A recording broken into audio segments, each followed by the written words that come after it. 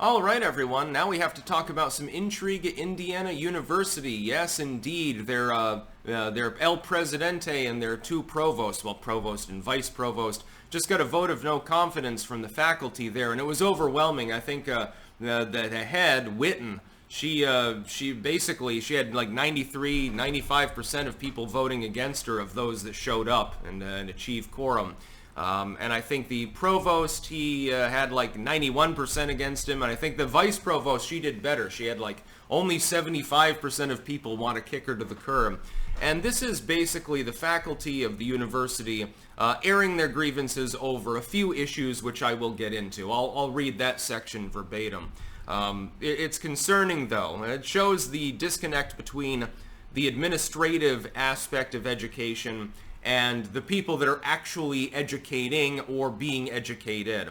And I've seen it before because I was part of a principal search committee back in high school. I'm going to give my own anecdotal story there, slightly redacting things because of, well, not really for legal purposes, but just because I want to.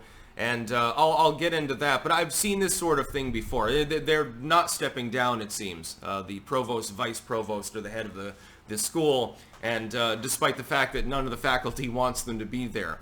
Again, I've seen it myself verbatim. I'll read this explicitly.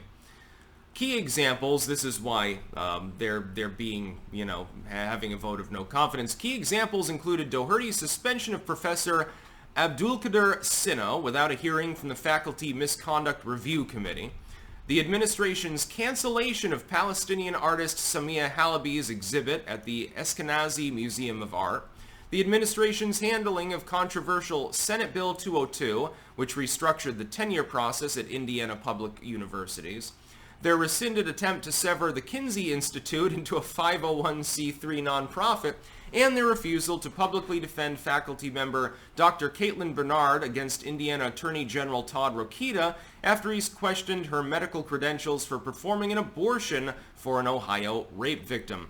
You've got a pretty broad plethora of grievances there that are largely unconnected from one another.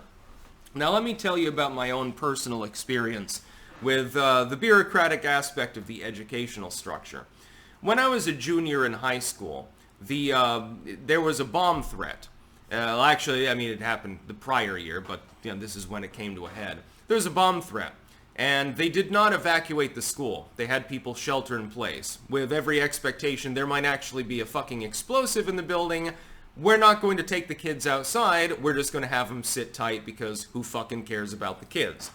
As a result, the principal predictably ended up resigning, and we had an interim principal for a while. I can't remember who it was. It might have been Markey. I think he still works there. I don't know. But we had an interim principal. So naturally, we needed a new one. Someone on a full-time paying basis as opposed to an interim. And the administrators wanted to expedite this process for, semi-pragmatic reasons, although there were more malevolent reasons as well, as I later found out. It didn't take a genius to find out what was going on. I'll get into that. And so they were going to form a committee comprised of 5 administrators to hire a new principal. The problem is that there was no input from students or staff or anybody else into this process. They just wanted to have the bureaucratic administrators who run the school in the fiscal sense, basically, making that decision. And so our senior law teacher, who I think retired some time ago, if I remember correctly, was trying to get like some of us kids to go and speak there. There were teachers that were concerned as well. They wanted to be represented.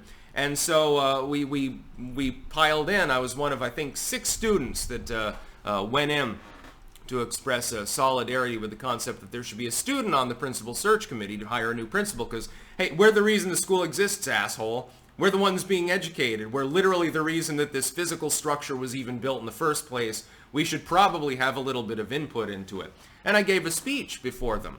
And by the way, I was not as good at public speaking back then as now. I was nervous as fuck. I mean, I felt like I was going to melt into the floor. Sort of my first foray into public speaking, actually.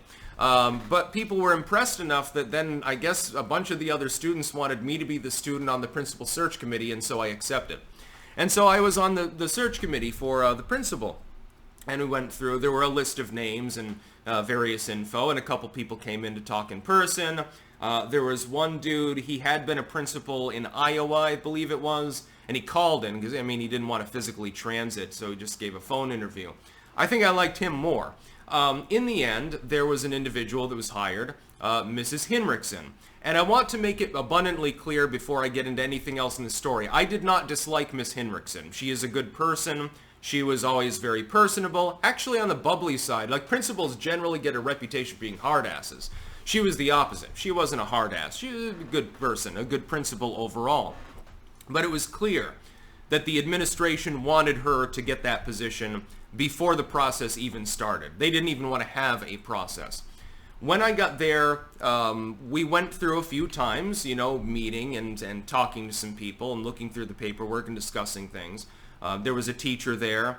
I can't remember exactly what position he had. There were 4 of us and then the 5 administrators, basically. One of them was a teacher, one of them was me. And then I think the school therapist, I think, was there. I know one of the secretaries was there. She was part of the committee. But in the end, towards the end, when the vote was going to be held, I was the only one other than the administrators there. Everyone else had rage quit because it was quite clear. There was an obvious reason there were 5 administrators and 4 non-administrators in that particular panel. While I had no problem with Miss Hinrichsen, it was fairly obvious that they had rubber-stamped the process. So this was my introduction to politics, actually. Rubber stamping and intrigue and corruption. Because there should have been a more beefy process, and I apologize to any Mill River students from that graduating class that, you know, or the next couple of classes that actually watch my shit, because I'm fairly well known in Vermont, so it's always possible. I am sorry I did fail in that endeavor, but it was by design. They literally designed the process to be nothing more than a facade. There was no actual democracy going on there. They knew who they wanted. They made sure that there were more administrators than everyone else combined, and then they pretended to go through the motions. It was a pretense. That was all that it was. I point out, if I remember correctly, something like 4 years later, Miss Hinrichsen got sacked, or had to resign rather, because she showed up at drunk as a lord to a remembrance celebration for a dead student, and proceeded to rant drunkenly and cry on stage in front of, you know, half of the school, and then had to resign.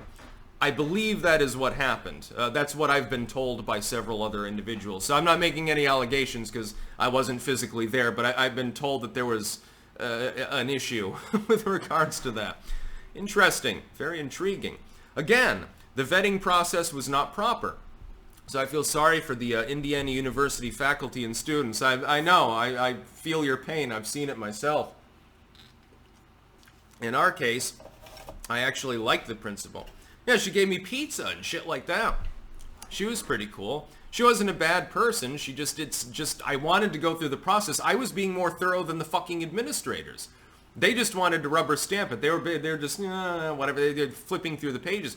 I was taking notes. I was trying to assign ratings on the personality and the credentials of the individuals. I did my due diligence. The administrators didn't. I wish I could have told my fellow students the behind-the-scenes craziness that was actually going on there, because I was like, aren't we a search committee? Aren't we supposed to actually talk to these people and discuss, you know, who we're going to hire? The administrators weren't having any of it. They had already chosen who they wanted for the school. And I mean, there were definitely worse choices available, by the way. Most of the people I would have given a 0 out of 10. Most of them weren't qualified at all. At least she had qualifications. So at least they didn't choose someone completely incompetent, but there should have been a beefier process for discussion. So, yeah, there's the principal search committee debacle. Yeah. It has nothing to do with Indiana University, but I thought people would be interested in it anyway. Yes, I do have experience with bureaucracy. It ain't pretty. That's about all. Peace out.